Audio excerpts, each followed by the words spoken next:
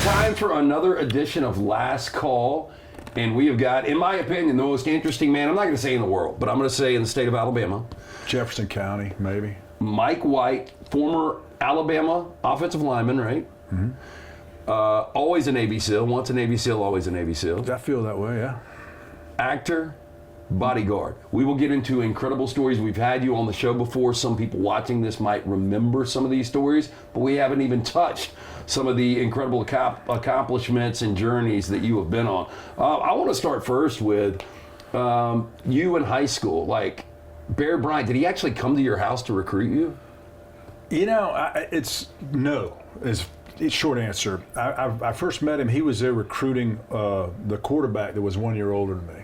And where did you play high school ball at? Southwest DeKalb in Atlanta. Okay. So, you know, it was a good school, and I was fortunate. And I went to my coach's 90th birthday, like earlier this year, which is pretty cool. Oh my gosh. Oh yeah, he's a legend in the state of Georgia, Dewey Alverson. Because you know, I see a lot of coaches. Like, we had a former one pass away a couple of weeks ago, and it's like a lot of these coaches are dying at early ages. It's just such an amazing.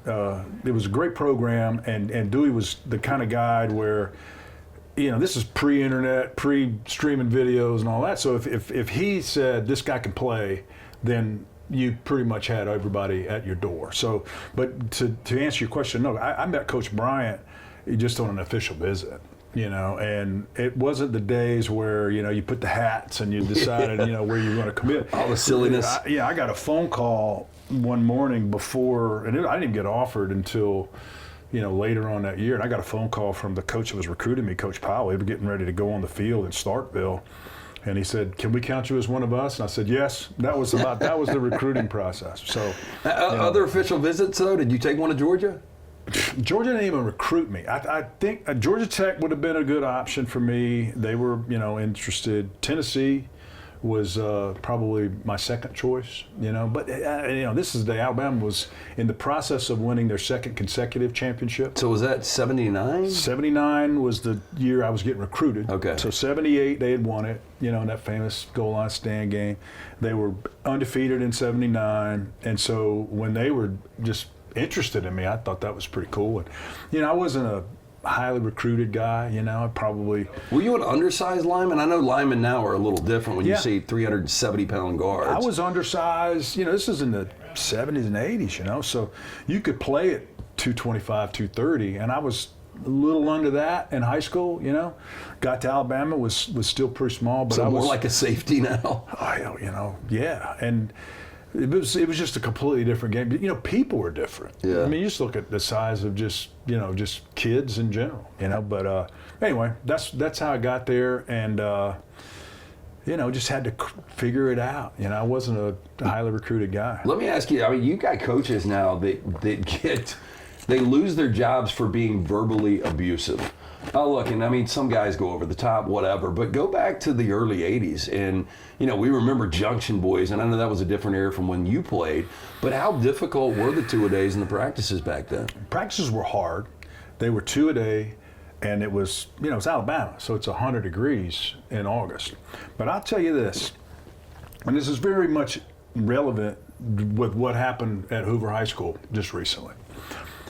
We had a meeting as a freshman class, and we came in there, and Coach Bryant said to us, you know, among other things, the coach is always right. Never forget that when you're on a practice field. There are no arguments with the coaches.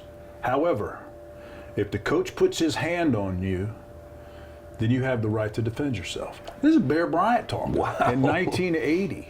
Okay? And, you know, when I hear people say, well, you know, when you see this where coaches are grabbing people and shaking them and hitting them and cursing at them, you know, I don't really ever remember. I played high school football in the 70s and college football in the 80s. I don't ever remember a coach putting his hands on me or being abusive of me. Want to put their hands on you. There were a lot of guys a whole lot more intimidated than me, but the fact of it is, I never saw that. You know, there was, you know, you'd hear some spicy language, but I still think that being a coach who's coaching the people as opposed to abusing them and intimidating them, because, you know, very few players are going to retaliate. That's one of those things that will stick with me forever now. Just you telling me that about Bear Bryant, like, the coach is always right, which that philosophy makes a lot of sense. Yeah. And if he puts his hands on you, you can defend yourself. That's incredible. Yeah, I mean, and again, this is a guy, and you mentioned Junction Boys, he, back in the 40s and 50s, completely different philosophy. But he evolved, and he evolved much more with the times than I think a lot of people probably give him credit for. Was he one of the tougher, and look, and we're going to get to your military background, which in the Bodyguard story is incredible stuff. Mike White hanging out with us last call, drinking a little Dobell tequila. I've got some Bullet bourbon, named my new dog after the Bullet bourbon, same color. But as far as like tough guys, is Bear Bryant one of the toughest guys, like mentally, physically, you've ever been around? You heard the stories. He wrestled a bear. He just seemed like one of those guys you could strike a match off of, and probably could handle himself to the day he died. Well, the thing about Coach Bryant, and people know it when you see pictures, he's a really big dude, and he had just big hands. That's what I remember. Big hands, big wrists.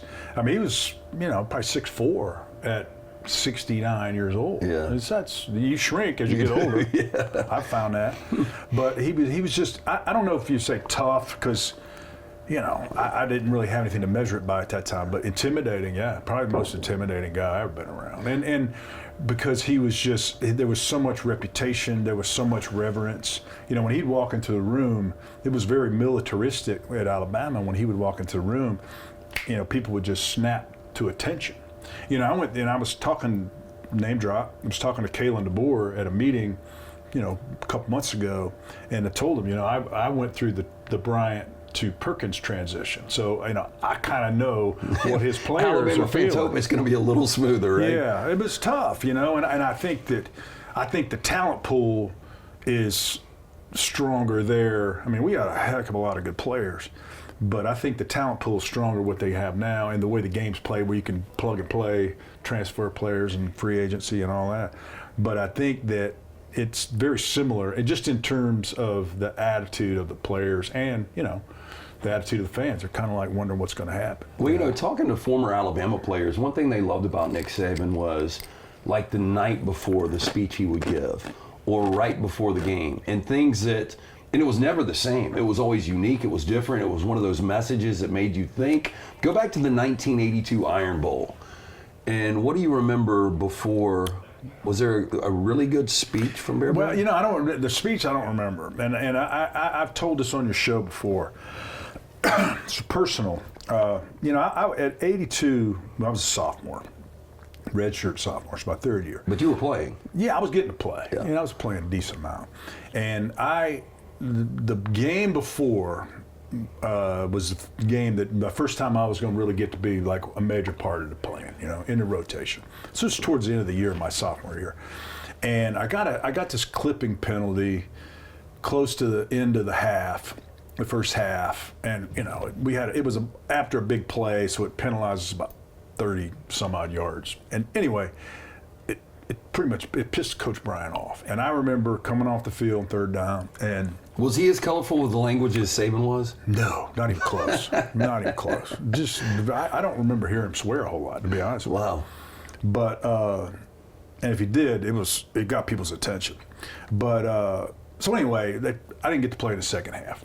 Long story short, the Iron Bowl rolls around, and I have to preface this by saying my father had gotten into some trouble while I was at Alabama, and gotten in some legal trouble, and ended up having to go to prison. And I had to go in. I went and talked to Coach Bryant about it right after the verdict was out there, because I didn't want him to find out through the grapevine. I just want to tell him, just kind of share that with him. How tough was that on you? It was hard, man. It was hard. I mean, I would assume embarrassment. It was a little embarrassment. It was mostly just, I was the only child, so it was just my mom was at home. And, I was out of state, so there was a lot of logistics stuff there. But, she said, stick it out. We don't come home. We're going to work this out. And it was for a couple years. But anyway, and not to make light of that, it was a big part of my young life. I was like 19, 20 years old. And but I remember going in and talking to Coach Bryant about it in 81, and then again there was some changes in the status, so I talked to him about it before the 82 season. didn't really, he'd check in on me every now and then, just see how I was doing. And then, so anyway, back to this Iron Bowl. If you've ever been in the locker room at Legion Field, you know, it's probably not much different now than it was then. It was just a crappy old place. And I was over on the corner on this taping table, kind of by myself and my pads, and just kind of sitting there. I didn't really think I was going to be much of the plan in that game. You know, we lost the game, Bo Jackson over the top and all that. And I hear Coach Bryant shuffling around the corner. And I was the only one over here on this part of the thing. And I don't know if he came over there because he knew I was there. I don't know why he was coming, but it's just the two of us, like in this little obscure corner. And he just kind of comes over to me, and, you know, I knew I'd disappointed him the game before, you know, and it just kind of stick with me. And he comes over and he just kind of puts his hand on my shoulder pads. He goes, "How's your dad doing?" That's pretty incredible. Yeah. And it meant a lot to me because, you know, it was kind of his way of saying, you know, clipping penalty, who cares? Yeah. You know, I just want to see how you're doing. And it kind of erased it. In his way, it was a good moment where he was like, you know, there are things in this life that really matter, and then there are things that we concern ourselves with. So who cares? And, you know, heck, he died maybe, 7 weeks later? Yeah, I didn't even think retired, about that. Yeah. Retired, you know, a week or so after that game. So, you know, that was a poignant moment, and it was the last time that I spoke with him. Wow. One-on-one, and it was powerful. So, and, you know, not to get too invasive here, but your father, like, did he ever get to see you play? Oh yeah. Okay. We got to send me in because my last 2 years, I started playing a lot. Did y'all? So my dad and I, not the best relationship growing up because he was gone a lot. We got closer the older he got. So did you have a good relationship with your dad? Yeah, okay, super good. tight. I mean, just from the get-go, that was a bump in the road that we got over. You know, I didn't hold that against him or anything like that.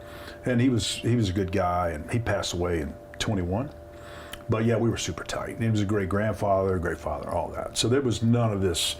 I got no hardships that I can share about my pop, but that is an angle I really didn't know. And I you've told us, I guess, the '82 Iron Bowl story before, but it's been so long. I never went that deep with it. Yeah, I never, because I was thinking. I told a friend of mine who's got a podcast, a player that I played with, and I talked to him about. I told him the same story, and it was kind of personal for me, but it was important because.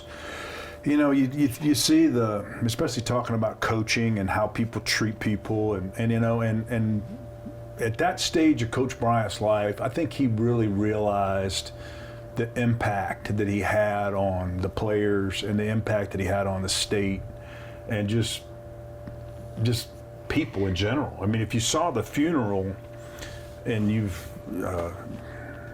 probably weren't even born then. No. I remember I was in grade school, but I remember it was televised. I remember my buddy Herb Wenches was like anchoring the broadcast. He was born or was buried at Elmwood. I remember it was a massive deal. There were people stretched the whole 53 miles from Tuscaloosa to Birmingham, and I'm not exaggerating. We were going east-west. Who were his pallbearers? Do you remember? The pallbearers was it former players? It was current players, and you know, it was really interesting. Mrs. Bryant is the one who selected the pallbearers, and there were some guys that you may not necessarily would have even considered.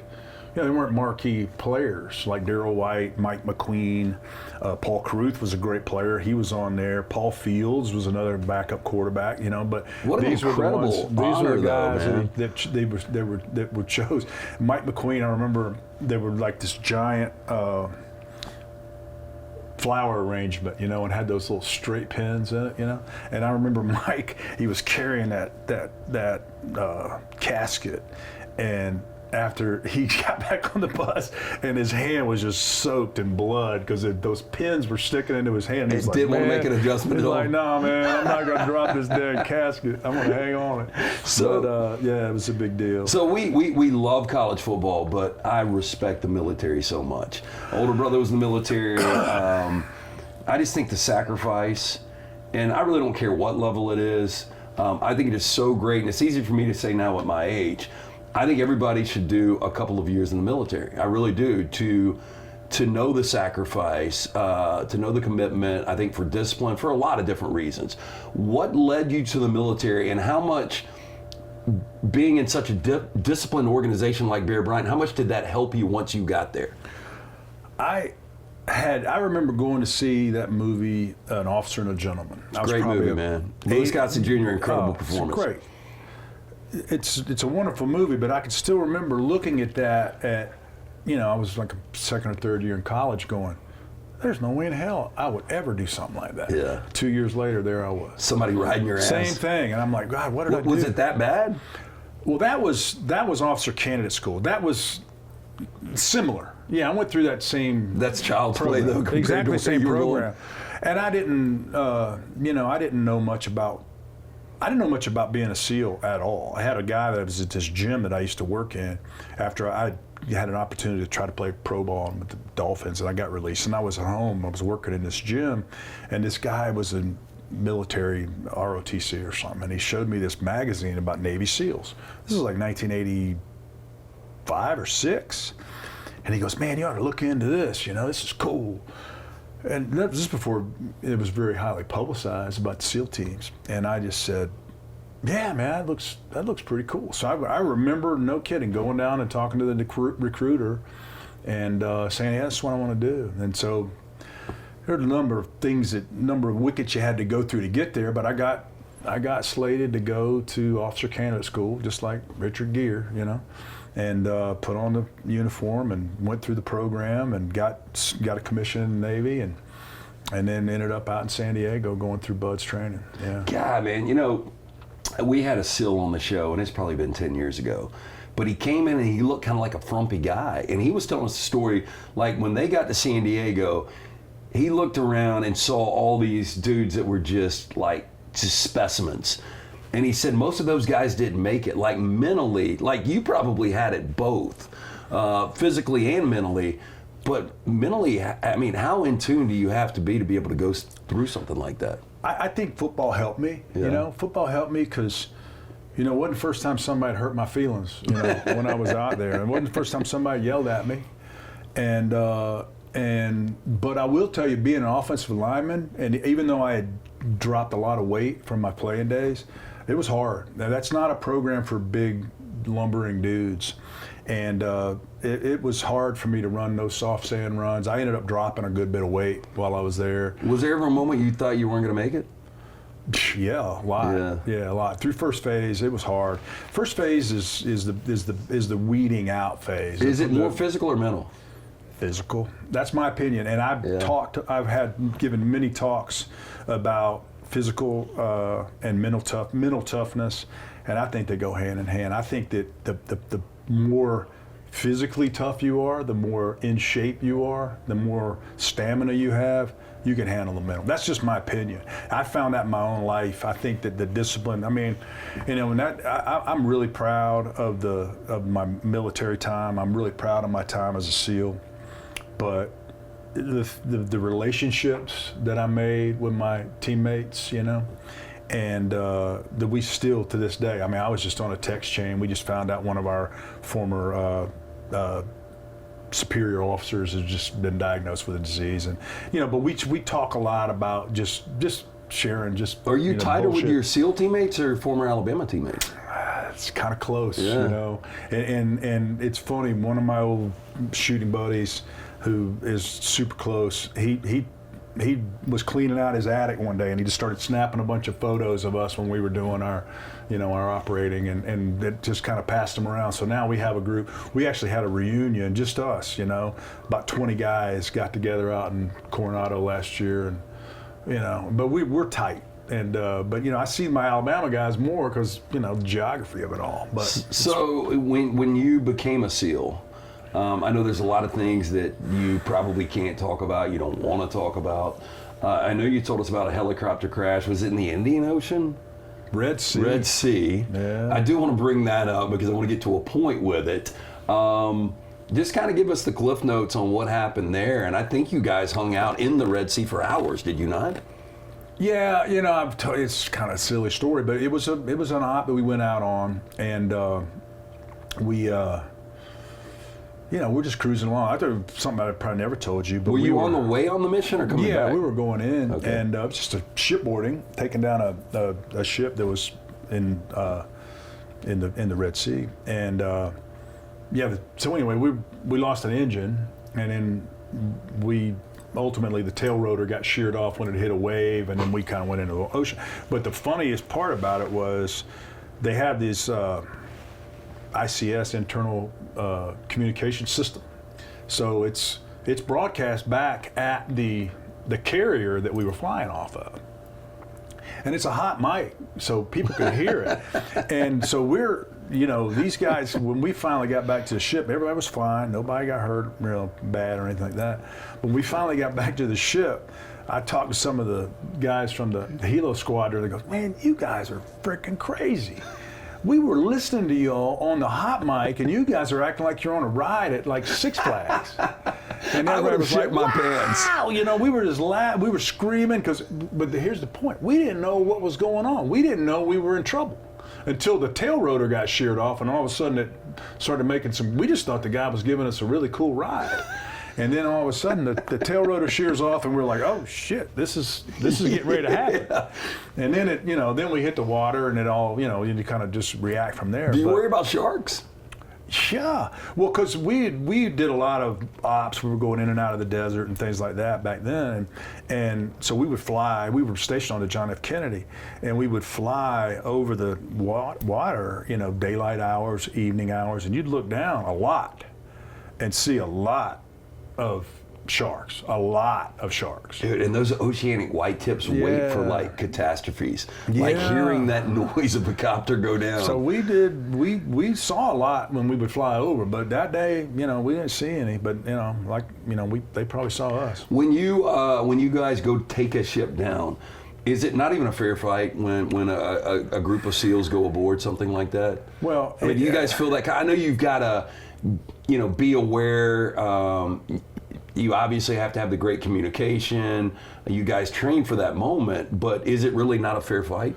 To be honest with you now, it really wasn't a fight, because it's really not. It's more administrative, because when these ships this is, again, I preface everybody by saying, the post 9/11 team guys and the op tempo and the missions and the commitment. This is pre 9/11. This is Desert Storm, Desert Shields kind of stuff that I'm talking about. But I will tell you that, most of these, it's kind of like you see, everybody's seen Captain Phillips. Yeah. That's the kind of crew you're generally incredible seeing. Shot, by the way. Yeah, shots. But that is kind of the scenario that you're going into. This is a civilian crew. It's not like you're going into some hostile military takedown. It's just more of a show of presence to, seize whatever cargo or, let people know whatever. That's, the broad brush term of what it was. This is pretty permissive environment. Well, how bad are the dudes now that are doing it? Oh, the SEALs that are out there now? I'm going to tell you, I think the post 9/11 SEALs, and I know things have changed because the commitments have changed, but that era, 2001 to like 2012, 13, some pipe hitters, man. It's hard news. I can only imagine. Did you ever, outside of the helicopter crash, think, hey, this is it, I'm dying? Yeah, I mean, I think I've told you once before about getting a thing caught up around my neck, and I was like, when we were doing a submarine lock-in, lock-out scenario where I thought, it looks like I might drown here, but I had one of my teammates see me, and I had some tubular nylon stretched around my neck. So what happened? Did they really shoot you guys out like torpedoes? Is that no? A true That's thing? old school. That's like really old school. So you never had to do that? The submarine lockout procedure is it's pretty amazing that it can be done. A lot of this has changed because of the technology, but we used to do this. This some in the 80s and 90s. They have the forward escape trunk, which is a real thing. It's in the front of the submarine, and it's a process of equalizing the pressure from inside the submarine to what's outside in the ocean. And then once that pressure equalizes, then you can open the hatch and then you could go out that way. We used it as SEALs to launch boats or swimmers out of this sub, and then later it progressed to bigger things that you could launch more people out of. But we were doing this one lockout where we were surfacing. We were down in the southern hemisphere, and we got locked out of the submarine, and the boats come up. They kind of get launched up, and they're all connected by tubular nylon. I just happened to get, one of them that kind of caught me under my neck, and the regulator, I couldn't get the regulator in my mouth, so I couldn't breathe. And one of my teammates cut me loose, and it wasn't like it was harrowing. Damn, that is terrifying. It could have sucked. It could have really been bad. So how does it go from you being a Navy SEAL to becoming a bodyguard for guys like Bill Gates, Bruce Springsteen? I mean, did you know somebody that was doing like private sector work and they kind of got you involved? I tell you, yeah, exactly what happened. The Gates thing came because of some... And that private sector business, now the money you can make doing that, it's next level. I never got into where you were doing it. It was more like close-in type, executive protection. The guys that go overseas and do the contract work, that's a tough commitment too, and it's the hard. Blackwater guys? Yeah, it's hard. I never got into that, and probably glad I didn't. Who knows? But yeah, I had some. I was in a place where I was looking for work, and some former SEALs that I had operated with were up on the Gates detail up in Washington. And they said, hey, we got a place for you if you want to come up. So I went up and interviewed and got hired and did that for a few years. And then the Springsteen thing came about because I was, while we were in SEAL, when I was in SEAL Team 2, we were overseas. We were in Europe, and we were doing some work over in Eastern Europe. We had a little break of the action. Said Bruce was playing a concert in London. And this is one of those call your shot moments, where I was with some 3 other guys from my team, and we rented a car. We didn't have tickets. We didn't have anything. We were just going to go because we were fans. And so we just went. We were driving to London, and I woke one of my buddies up. I was driving. I said, hey, you know what's going to happen? We're going to get backstage passes. We're going to get tickets. We'll get backstage passes, and we're going to get to meet him. And he's like, okay, yeah, sure. We got into London, and we went to the Hard Rock Cafe. And what year was this? 92. Okay. Went to the Hard Rock Cafe, and I thought, this might be the place where some crew members hang out. Talked our way to the front of the line, and talked to the guy that was at the door, and I said, hey, does any of Springsteen's crew, do they come in here? Because they were there for like 3 nights. He said, yeah, as a matter of fact, there's some guys over here right now. And I told my buddies, I said, just go get a seat at the bar. I got this. I found out where they were. I brought them around. I went over there and sat down with them. And I swear to God, about a half hour later, I go back to my friends. I said, all right, we got it. We're good. That's incredible. And they was like, what, really? And I said, yeah, we're in. We got tomorrow night. We got backstage passes. We got tickets. We're good. No, had you already been on Gates detail before this? No, this is when I was still in the Navy. Oh, okay. This is when I was still in the Navy. So I'll try to make this brief, but Bruce's right-hand man, and those people that know the Springsteen culture, he was a guy named Terry McGovern, and he's a former Navy frogman. I didn't know this. He was like the precursors, he was a diver, precursor SEALs. Look an unassuming looking guy? No, he's a freaking beast, massive guy. I mean, older, he's probably in his 50s at that point. But those kind of guys can always handle themselves. Yeah, he was pretty tough. But Terry was just he was like a legend in that Springsteen world. And I encourage any of your viewers to check it out. But when we got the backstage passes, he came over and said, hey, and he introduced himself, and so he took us under his wing, and we were just like his guys. So y'all hit it off immediately? We were his guys immediately. And I stayed in touch with him over the years. I mean, and any time Bruce would be in a town where I happened to live or whatever, we were going to shows. And when I was in Seattle working with the Gates family, Bruce was getting ready to go out on tour. And he had said, hey, one of these days, we're going to work this out. And he called me and said, hey, I think I got a spot for you. Would you want to come in and run the security detail since you're in that business? And I was in Washington. Bruce kicked off the tour in Vancouver. And so I drove up to Canada by myself and sat down with Bruce and the tour director and Terry, and they said, yeah, you'll be the guy. So wow. I started I went on tour with him for a better part of a year. I can understand the Bruce Springsteen needing a bodyguard. Bill Gates, is it more just because of the money, like kidnapping situation? Yeah, there was a lot of, Bodyguard is kind of, we were more like a Secret Service type detail. I mean, it was a lot of homework, very unassuming, not real big. Okay, I can understand taking a bullet for the president, but you're not going to take a bullet for Bill Gates, are you? Hopefully not. It wasn't the plan. But it was very. It was pretty boring. Was he as introverted as you would think? Yeah. Yeah. But I worked mostly with his wife, Melinda, and their kids. You talk about being a bodyguard and all this high speed, stuff. I went to a lot of haircuts and t-ball games.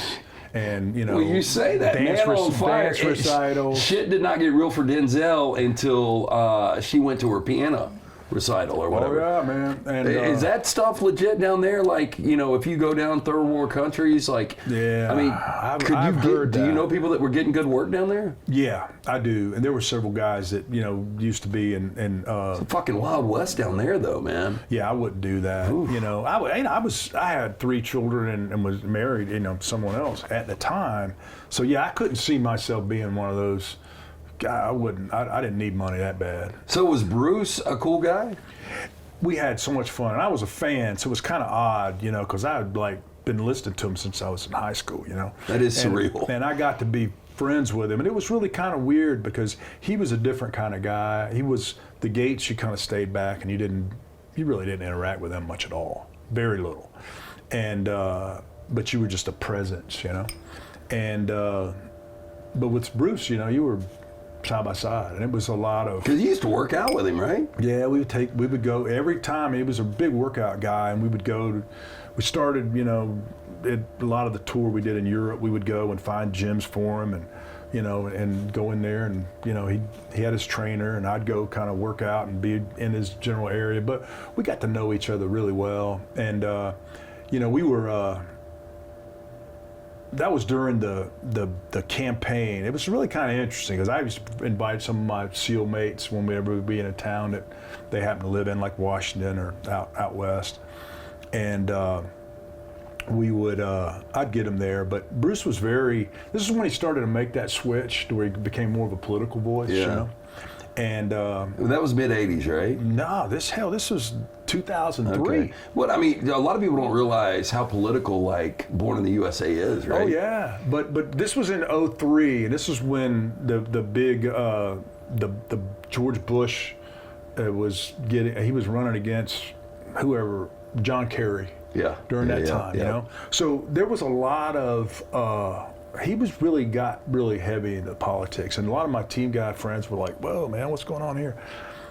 And I remember one of my dear friends, Dave Cooper, he came to the last shows of the tour, and it was in New York City. He and his wife came up, Sonia, and they came up, and I took them to the shows and went backstage and all that kind of stuff. But Bruce was really vocal about politics, and then the war in Iraq and Afghanistan. And Dave was there, and he was a hard-hitting team guy. I mean, he's kind of a legend to this day for a lot of the acts he's done. But I can still remember that after the last show, because I introduced Dave to him, and we were in the van going to the after party, and Bruce was talking to me, and he goes, Mike, I certainly mean no disrespect to your friend. I respect you guys, and I really appreciate you guys. He said, and I admire the work you did and that your friend is doing. But, I grew up in the Bob Dylan era. That was my idol, and I just saw as an artist, I kind of saw that as my obligation, that I needed to be that voice that was kind of kind of trying to shatter the windows and to let people know that there might be some injustice in the world that we need to pay attention to. And whether it's the I think we've gone way to hell over the top over the years, where we're one way or the other, and there's no gray area anymore. But back, in those days, early 2000s, and then the days he's talking about, there needed to be that voice, and I respected him telling me that because I kind of understood it more. I understood what he was talking about, and then we go to the after party and we sit down and. It was kind of cool that we kind of let our hair down a little bit, and I wasn't the security guy anymore, and talked to him. And then I'm sitting there at the bar, and he introduces me to his friend Sting. So I love to do the name drops, but I remember doing tequila shots with Sting and Bruce Springsteen in New York City. Was Sting a pretty cool dude? I've always heard he's a dick, but Well, he was cool that night. Yeah. That's what happened. That's the problem. Is that like you're a celebrity, people bother you all the time. You have one bad moment, the reputation builds. He seemed pretty cool that night. I enjoyed not like I got to be his friend. We didn't share phone numbers. No, but it was kind of cool. It was just neat that I got to see him. So I think one of the more surprising things I learned about Nick Saban in his 17-year tenure was he played the accordion when he was a kid. Now, John Smoltz, Hall of Famer, another guy was play the accordion. Yeah, it's so random. Like, who plays the accordion? But were you not in Sweden and there was like an accordion competition? I think I've told you that. This was I can't remember whose birthday it was, but there were three. The E Street Band had this party at this little Swedish seafood restaurant. And were they as tight as it seemed? Yes. That was really cool. This is an old bar band that's just been together, since the Van Zandt, 70s. a good guy? A little quirky. Yeah. Pretty cool, though, It was cool. He played Silvio well in The Sopranos. Do you watch it? Oh, yeah. But he was, and this was during that time, that he was doing Sopranos during the 2000s.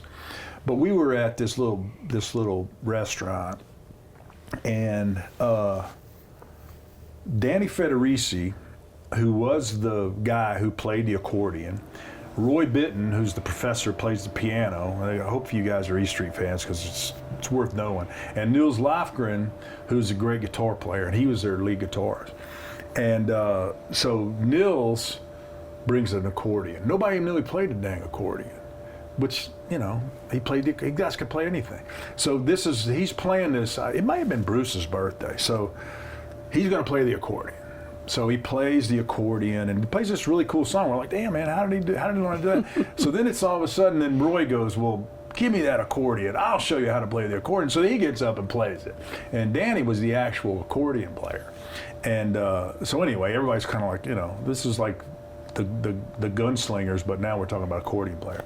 Anyway, and then Danny gets up and plays a song. But, I've told that just for the sake of, these are those kind of weird moments that you have with people. It's like, I actually got to watch a accordion contest with the E Street Band at a Swedish seafood restaurant.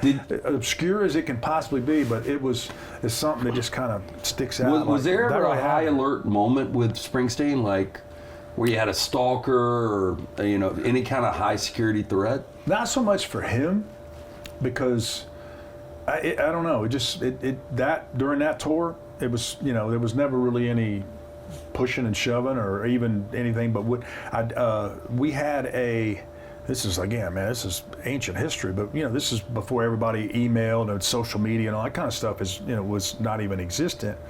But we started receiving these letters, these threatening, obscure, strangely written letters. Handwritten? Mostly typed. Okay.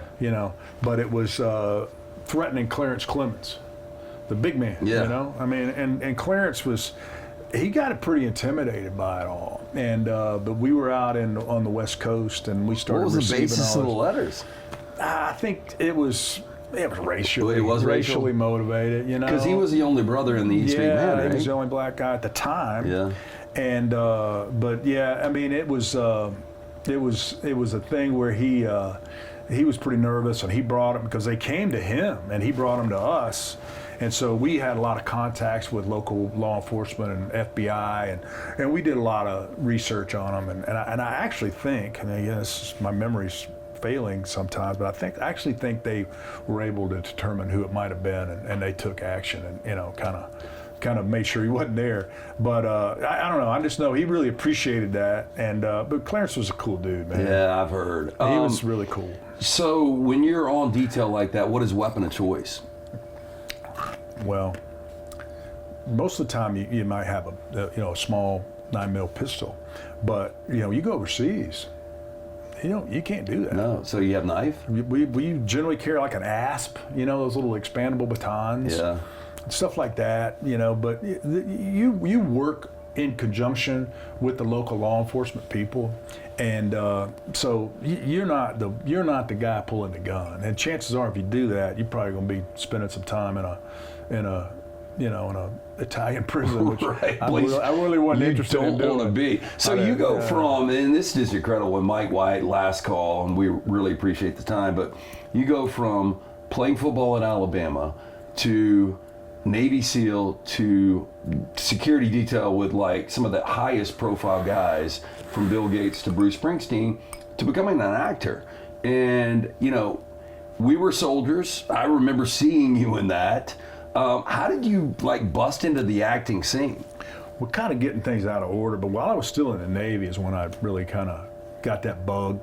When I was at San Diego as a BUD/S instructor, they need like a technical advisor, and they were like, "You got to go." But I wanted to actually be, you know, in front of the camera guy, and I started doing some theater. Yeah. You know, while I was in San Diego, it was kind of corny, but I had some parts in some plays. Did your boys give you shit for that? Yeah, they did.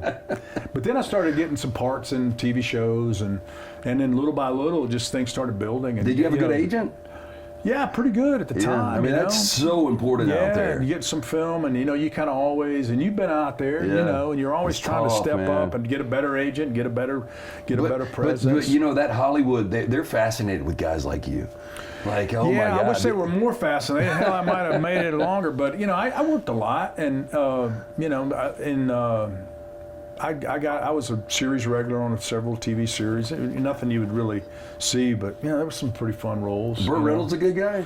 Yeah, I did a movie. This was before Boogie Nights, you know, before he kind of made his comeback. And we did this mid-90s? mercenary, mid-90s. We did this mercenary movie called Raven. I urge you to seek it and not watch it. But, have you ever seen Sharky's Machine, though? That's pretty good. Yeah, that is pretty good. That was when I was in college. Yeah, that's pretty good. Machine, good movie. Rachel Ward, man. Yeah, she was a hot ticket back in those days. But yeah, so you know, think about working with Burt. You know, I grew up. I'm a big fan of movies and stuff like that. You know, I grew up watching Smokey and the Bandit and all that. I mean, he was the biggest thing there was from the 70s to mid 80s. He was the top guy in the box office. So anyway, getting to work with him, and he. You know, we sat around and we talked about, guess what? College football. Of course. Because he knew I was a former player, and obviously he had his Florida State career. So we sat around and talked about. Was he one of those guys? He seems like it, that you know would just walk into a party, could get along with anybody, and just a charismatic dude. Yeah, he was so cool. You know, and again, he was at a place in his career where he had some humility. You know. He's going through that divorce with Lonnie Anderson, high profile, all that, and he needed the money. You know, I mean, believe it or not, this guy. Well, I think he was having a physical ailment. I think he got hit. The movie was, I think it was called City Heat with Clint Eastwood. Whoa. And I'll never forget the story. Like, they threw a chair in one of the scenes. It was a bar fight. It hit him at the temple.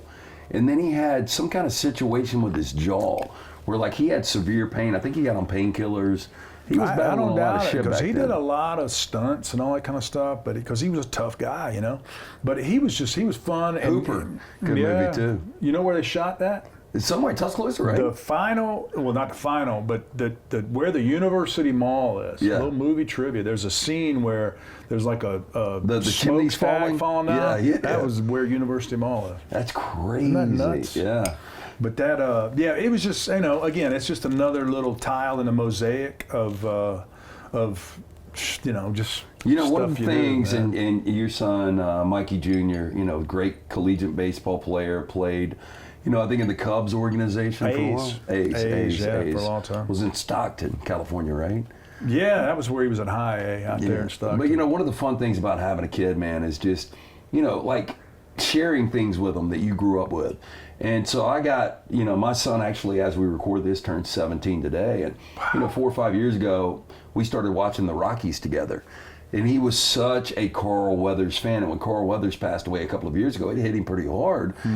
You worked with Carl as well, right? Yeah, I got to work with Carl. I've heard incredible things about that guy. Cool. I got to work with Carl, and he was a good dude that he'd come out to our house. My kids got to meet him. When they were like little kids. I remember Carl bringing groceries, in the house. Helping out. And they were like, "Wow, this is Apollo Creed, man," and they didn't really realize that he was as big a deal as he was. But he ended up being a good friend. Actually, directed me in an episode of some TV show I was doing at some point. But it was another one of those guys where that's when you realize, man, I'm kind of playing in a cool zone here, because we were doing this one show down in Florida, and it was Carl and a couple other guys in the cast. We were trying to find a place to eat. Was Hulk Hogan in there? Hulk Hogan was in it, yeah. But he wasn't with us this night. But it was me and Carl and this other dude and Billy Drago. Yeah. Yeah. We're down in South Beach, and we were going to meet another member of the cast. And so we couldn't get it. We were this place we couldn't get in. So we're like, hey, we'll go find another place. So we said, hey, there's going to be a guy who's going to come by here, because we told him to meet us here. And they said, okay, well, what does he look like? I said, did you ever see the Karate Kid? And they said, yeah. And I said, the sensei in the Karate Kid? And they were like, yeah. Does he look like him? And I said, no, it's him. It was Marty Cove. So, this is the kind of group of guys. We've had Marty Cove on the show before, and it was kind of a shot maybe to, you talk about being humbled. This was 15, 20 years ago when it was Where Are They Now? And we were, hey, Sensei Kreese, we're bringing him on. But Marty Cove, I didn't realize the career that guy has had, man. God, he's been doing it, and he's still doing it. Dude, man. He looks great for his age. Yeah, he's nuts, man. I mean, he's certifiably crazy. But Did he have a military background? No. Okay. No, he was nuts. But he was in like Death Race 2000, like back in the 70s. But yeah, I recently showed that to Jack too as well, man.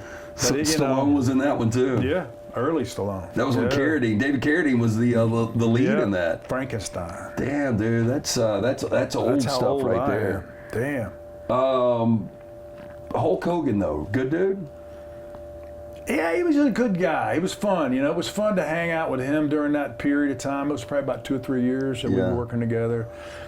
Yeah, I'm a kind of lot like you. I'm a big fan of pop culture stuff and movies, and I really like professional wrestling back in those days. And so when you find yourself with these guys on a regular basis, I was really honored to be around them. I thought it was fun. But I bet at the same time, because you talk about post 9/11 and then pre 9/11, how different things are. But I would think that those guys would think that you're kind of the rock star. I guess I did. I don't know if I took enough time to even give it that much thought. I just love being around them, and I don't know. I guess I take a little bit of pride in what I've done, and like I was mentioning to you, and I got this thing coming up here in about a week or so where I get a chance to speak to the city of Hoover about this. Tell us what's going on. I'm excited, and I don't want to just cut it off and segue straight to that, but one of the things that I did mention earlier is that I'm extremely proud of all the people that I've gotten to know and that have affected my life, and more importantly, as I get older, I'll be 63 in a couple months, but it's just the lessons that I learned from those days. And back to that word that you used about Bear Bryant and in the Navy is, the discipline that I learned, and I think it really has started. You probably tell this when you're talking to Jack, but you really wish that you had the same mind that you have now when you had the body of a 25-year-old, because the lessons that I learned during that time, I don't think they really took hold. The lessons that I learned at the University of Alabama during that time, I don't think they really took hold like that. I wish they had, you know, and especially my early days in the teams. I appreciate that stuff so much more because I see what the discipline and the commitment to something bigger than myself. I appreciate that much more now at my age, you know. And I think my family sees it more in me now. They're probably thinking, man, this guy is at a point where you would kind of think that this would be like while he was in the military, while he was our father as young kids, because I'm just in a different place, and I think it's all due to the people that have really kind of lifted me up. So we talked about 9/11. I know you've got something coming up. I cannot believe we're almost in September. Isn't that crazy? Yeah. Like back to you said, as you get older, it flies by. But this thing, the city of Hoover does a thing every year. It's called the Climb to Remember. And they do it over at my old stomping grounds at the Galleria. I've seen them do it, man. It's crazy. And they climb the stairs, and it's I take it you never had a fear of heights. No, this is not on the outside. Okay. But you know what I'm talking about, because we've seen the guy rappel down. Yeah, you can do that. That's like a fundraiser thing. But that never bothered you? I can't say it never bothered me, but you get used to it. Well, you were hanging out of a copter, right? Yeah, you get used to it. No, I wouldn't. But well, a lot of the stuff you do in a SEAL team is based on peer pressure, you know. And if you chicken out, you know, we're just going to make fun of you. So you can't. Okay, don't let me forget this. I want you to get to what's going on. Okay, so back to the city. But don't let me forget. I want to ask you the baddest dude that you've ever been around in your life. Okay. Okay. The ceremony starts at 9 on Saturday the 7th. They try to do it on a Saturday before 9/11. Sometimes it happens on the day. And it's a really somber occasion, and the city does a great job. The fire department sponsors it. It's a fundraiser, and you could pay. It's like a road race, and you could climb to the top of the tower 8 times to commemorate the 110 stories of the Twin Towers. Yeah. And I'll tell you, I'm going to wear a 25-pound weight vest. You know, the firemen will go in there in full turnout gear, and I'll just tell you, that'll get in your gas tank pretty quick. So I went to the monument in New York. I don't know if you've been. I saw you get emotional earlier talking about your father. Yeah. And that's, you know, I mean, that's just raw emotion. But when I went to the monument, man, I couldn't help but getting choked up. Man, I'm getting chills thinking about it right now. Oh. Like that was, I don't know, I guess the most powerful moment I've ever experienced. Like you've been on different levels and around the world doing different stuff, but like being in my living room and seeing us under attack, it just hit differently. The world has never been the same. It really became the moment that I really respected what you guys do to protect and to serve and all of that stuff. But I don't know, man, going to that monument, it was next level. Yeah, and I encourage, you know, you don't have to climb the stairs to come, you know, but it's a big deal, and it's a good, the city does a first class job. But they've invited me to be the keynote speaker. That's great.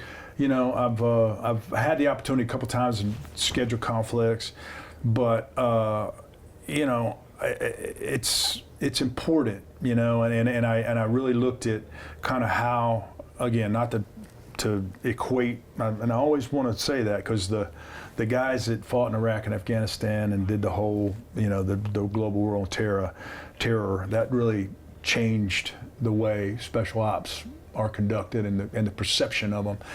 Certainly don't want to ride those coattails, but there are, like, back to that, the relationships and the lessons, and because, you know, to sit around and tell stories of, well, yeah, there I was, and I thought I was going to die and all that kind of stuff, that doesn't really resonate with most people, other than, wow, that was cool. The things that I learned in the teams, you know, and the relationships that I had in the teams have really shaped me into something that, but they're also things that I think other people can learn from.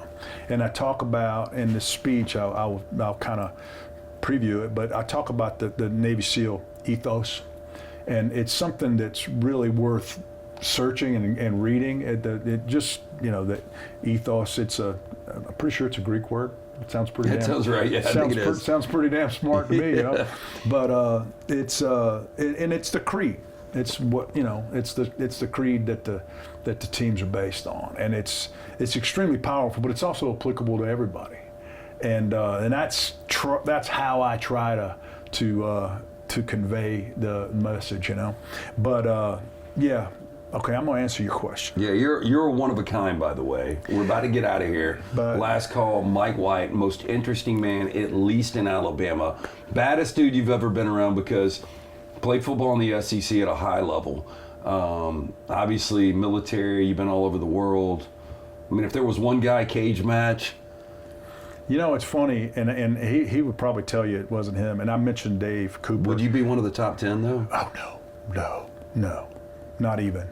That's what's scary is you look intimidating, but I still think there's people that would bump into you at a bar and wouldn't think that big of a deal. Like I've always said, and I try to tell my boy this, walk away, diffuse the situation because you have no idea how bad a dude is. No idea. Not in today's world either, because God, you never know what. No, I would never. That's why I don't go out. Well, and I need to be in sleep by 10. I'm right there with you. I need to be in bed. The best thing I can do is avoid any kind of conflict the rest of my life. Yeah, there was a guy named Thad Turner. He's a SEAL, and you've heard me mention Dave Cooper. Dave Cooper had all the martial arts, and Dave looks like. Really did the martial, if he squared off with somebody, he could do all that kind of stuff? Yeah, he's like a Jeet Kune Do. Like kick people in the face? Yeah, he was real good. He was a Muay Thai guy and a Jeet Kune Do and Brazilian Jiu-Jitsu. And he's real, but in a real unassuming guy. He looks like Bradley Cooper, not Dave Cooper, But he's one of those guys that doesn't do it unless he has to do it, right? Yeah, very, very humble and just elite. Reactionary. Elite. But Thad was a guy. Thad was a collegiate wrestler at West Virginia. But wrestlers are the baddest dudes, man. Yeah, and I'll tell you, in the SEAL teams, people equate swimmers with the guys that are the best SEAL. The wrestlers were hardcore, and there were a lot of wrestlers, from the state of Pennsylvania, which for whatever reason. Once they get you on the ground, you can do nothing. Yeah, well, that's what Thad was one of those guys, and he, had cauliflower ears. Just safety tip: if you see a guy with cauliflower ear, walk the other way. Leave that guy alone. Well, that's amazing because you see all the MMA guys have got that now. Yeah, he's 100% chance he's going to stomp you. Could he have been an MMA champion? Oh yeah, Thad was just that guy, and he generally was he even big? No, he was like a fire plug. He probably 180 pounds. Yeah. But generally you were going to sleep on the floor. And that was just his thing, He was just that guy.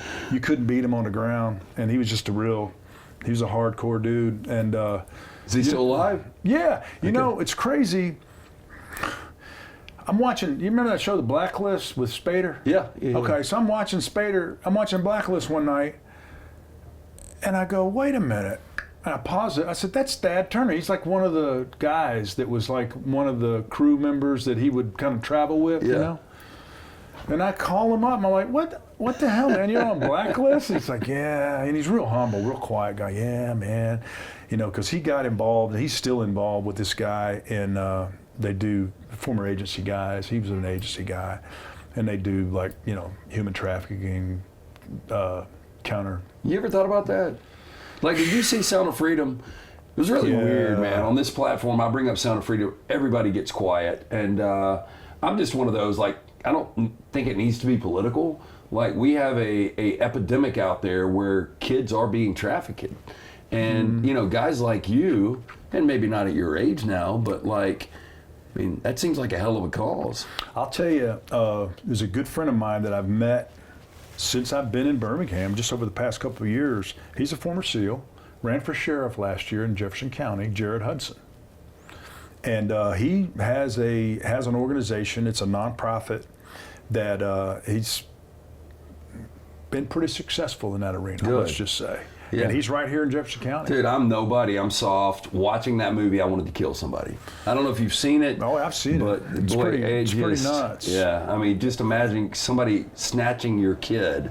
Well, it's amazing to think that that even is a thing. Yeah. You know, and because, you know, you've seen movies for 20 years ago and they talk about it and you're like, hey, is that really a thing? And then, but yeah, it is. And there's a lot of, I'll tell you, and just in my relationship with Jared, and we don't speak a lot, but, you know, we've talked. Birmingham's a big hub for that kind of stuff. I've heard that. Because I still if try you to think find it. about the, I want to find it hard to believe. But you think about the I-20 corridor, you know, it runs from Atlanta and east of that even, all the way to, you know, Columbia, all the way to Dallas. Right? Yeah. That's a pretty, I'll tell you, Chief Durzis at City of Hoover's a good friend of mine. And I'm not giving anything away, but, you know, you'll see right out there at Leeds, there are 2 police cars that are there all the time. And that's what that is? That's all they're doing. Yeah. There are ways that they know that's what's going on. Yeah, I don't know how to transition this back to something a little lighter, but just I wanted to ask you before we get out of here, best Bruce Springsteen documentary. Is there one that like really gives the behind the scenes, the true Springsteen feel for Springsteen fans? That's one of the things I've gotten fascinated with, like musical documentaries, by the way. I don't really know, but I'll tell you this: if you've ever seen Springsteen on Broadway, that movie, it's a show. Okay. I mean, he did a run on Broadway, and if you've never seen it, do yourself a favor and watch it. Okay. And kind of segue back to this thing that I'm going to do next week. You know, I majored in English in college, and I try to be precise with my writing and hopefully with my speaking when I can.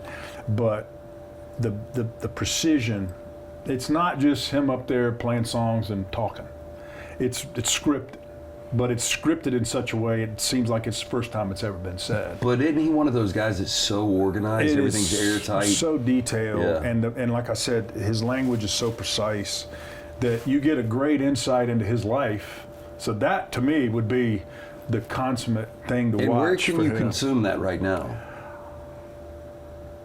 If it's not on Netflix, it's got to be on YouTube probably somewhere, on Prime. Right? Okay. It was a show. I mean, they just made a movie out of the Broadway show that he did, and it's fantastic. Okay, I said we were getting out of here, but 2 more things. Most realistic, like, war movie that you've ever seen, and then like, I don't know, lack of a better, like a Taken with Liam Neeson, like something on that level of special ops, being able to do the things that you guys did. Are there realistic movies out there? I don't know how realistic it was, but the war movie that stuck with me, and I will watch it in its original form. They went to the redo thing, but Apocalypse Now. I love it. It's my favorite. It's amazing. It is incredible. And it's so cool. I got to, when I was working in LA, that damn surround sound with the helicopters. But when I worked on a project when I was in Los Angeles with John Milius, who wrote it. Yeah. And I encourage you to watch it. But then also there's another documentary called Hearts of Darkness. Yeah. And you learn the shit that Ford Coppola went through to get that thing. But you learn about Milius and how he's the one that drove the train, because he wrote the script. Yeah. The majority of it. So yeah, that's I just absolutely love that movie. And there's so many good, like, spec ops type movies, man. I don't know. I really was a big fan of Terminal List. That did scare. But I'll tell you, okay, Terminal List, you know, with Chris Pratt. There's a thing. I watched first episode and I don't know. I tapped out. I dug it, man. That was Amazon, right? Yeah. Yeah. But you know, there's another one that is, and there's a second season coming out because one of my old teammates worked on it. I was a big fan of Lioness. I didn't see it. Dude, it's bad. It's really good, man. Middle East? I dug it. No, you just got to see it. Okay. It's everything. But Lioness with Zoe Saldana is the lead. Oh, wow. Is the lead, and she's totally believable. And then the team of people they have. It's a great story. Did you see Homeland? Yeah. I thought that was good. First few seasons. That at was least. really good. But yeah, you should watch it. Okay, it's really good. Lioness. Most interesting man in Alabama, Mike White. We appreciate it. Anything else you want to promote? No, man, that's it. I encourage people to come out, and not that you're coming to see me talk, because that's hell. You've been doing that for the last 30 minutes, but it's important. And that's all. That to me. I think it's important. I think that the message of September 11th. You talked about the impact it had on you, but I think that when we talked about this earlier off air, but the way people are so divided now in their opinions and their ideologies. I think if you really get down and you just kind of get everybody together and you talk about it, we probably aren't that divided after all. I agree, man. So I think we have so many platforms that divide us that when it comes to just sitting down in a setting and talking, people aren't that divided. I know you said you're bored now, or a little more boring as you get older. I think you've got another chapter. I think something big is coming. No, I really do. I know I do. And we'll see how it goes. Yeah, dude, I think you're awesome. Everybody loves you, respects you. Really appreciate the time, though, man. This has been my favorite last call we've done. It really has. Well, we got to get. I want to meet Barkley. We got to go out and not do this, but just go out. Yeah, we can do that. I want to meet some of your SEAL guys. Yeah, we'll get them in town. Okay, that's Mike White. Last call. Like, subscribe, share, thumbs up. We appreciate all that right here on Last Call on the next round.